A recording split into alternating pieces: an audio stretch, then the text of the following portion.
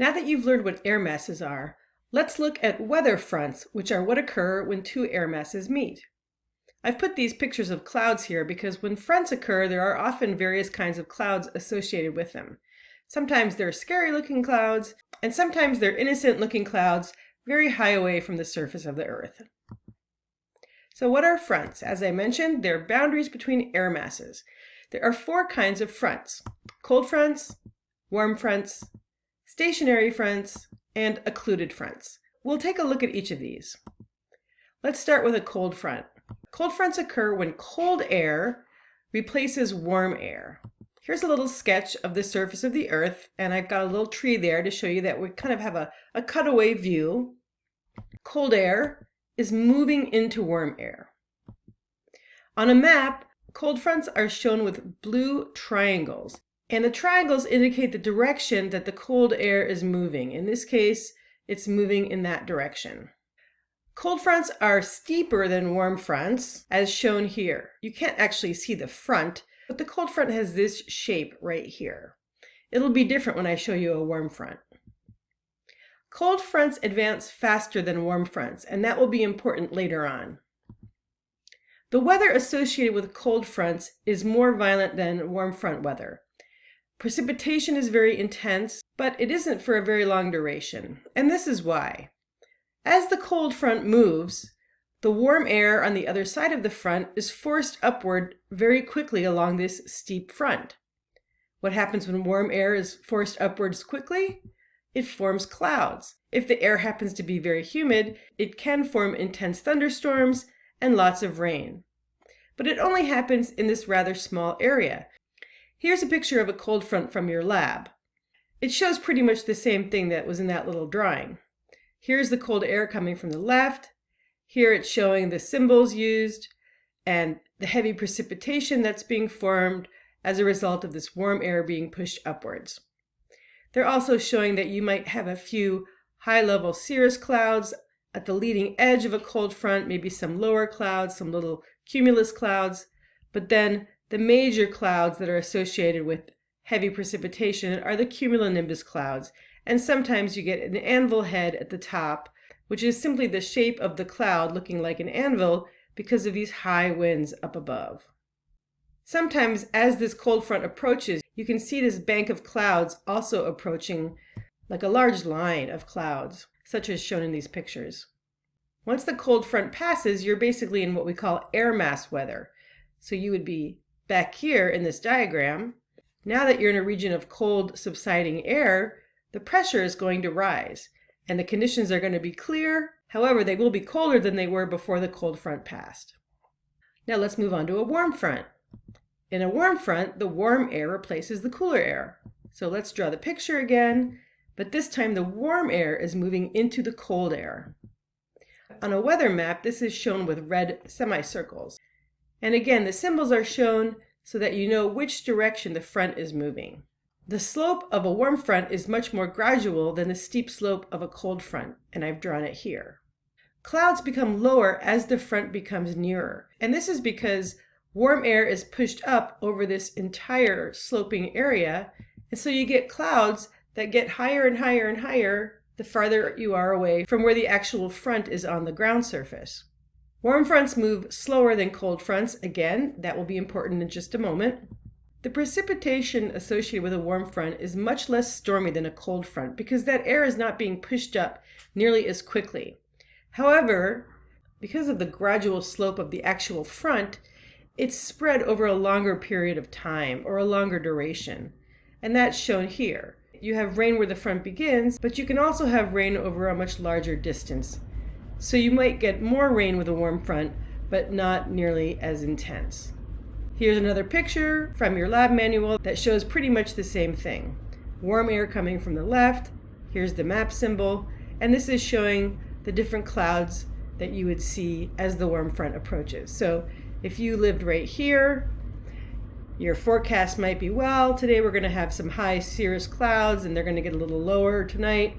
Then tomorrow we're going to get some lower clouds coming in. For the next few days we'll have some precipitation, and then a warm front's going to pass and we're going to have warmer temperatures and clearer skies.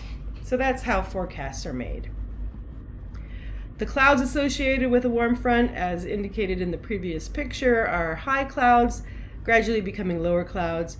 There really aren't good clouds to show you related to a warm front because they're not as spectacular as cold front clouds. Okay, the next two fronts. Stationary fronts are sort of the boring ones. These occur when neither cold air nor warm air are moving towards each other. The flow of air on both sides of the front is almost parallel to the line of the front. So what I mean is this. Let's say this is my cold air. Well, I think it's going to be backwards, so I'll do it like this. This is C for cold air, and this is W for warm air. So a cold front, the cold air is moving. In a warm front, the warm air is moving. In a stationary front, they're moving like this, or like this. They're moving parallel. Neither one is moving towards the other. And so that's what a stationary front is. The surface position of the front doesn't move on the map. And these are indicated with this kind of symbol where you've got both the cold and warm front symbols on either side of the frontal line.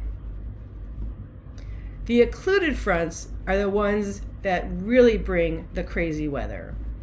And this occurs because the cold fronts, as I mentioned earlier, move faster than the warm fronts. And so occasionally a cold front will overtake a warm front, and it will push all that warm air up above the surface of the earth, and there will be a lot of condensation and cloud formation and rain and stormy weather. So the cold air wedges the warm air upwards. The weather is often very complex. There could very well be lightning storms, even tornadoes, and precipitation is very common. Occluded fronts are indicated with triangles and semicircles, but they're purple and they're on the same side of the line, and they indicate the direction of the overall occluded front in a similar way that the cold and warm front symbols were on the side of the line that represents the direction that the front is moving. Here's another picture from your lab that shows an occluded front forming, and I think this is a really helpful picture. So in the top here, we have cold air moving to the right, and that's a cold front. And then we have warm air moving to the right, and that's a warm front. And so notice we actually have three different temperatures of air. We have cold, warm, and cool. So the cold front is moving, and we've got intense thunderstorms. The warm front is moving, and we've got gentler rain. But remember, the cold front moves faster than the warm front. So eventually, that cold front contacts that warm front, right? Right here, the cold front is going to catch up right there. And that's when all of this warm air gets pushed upwards, and we get very heavy rains, like I said, stormy conditions.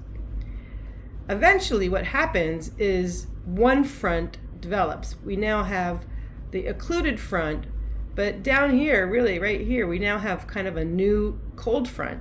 We have cold air going into air that's not quite as cold, so that technically is a brand new cold front.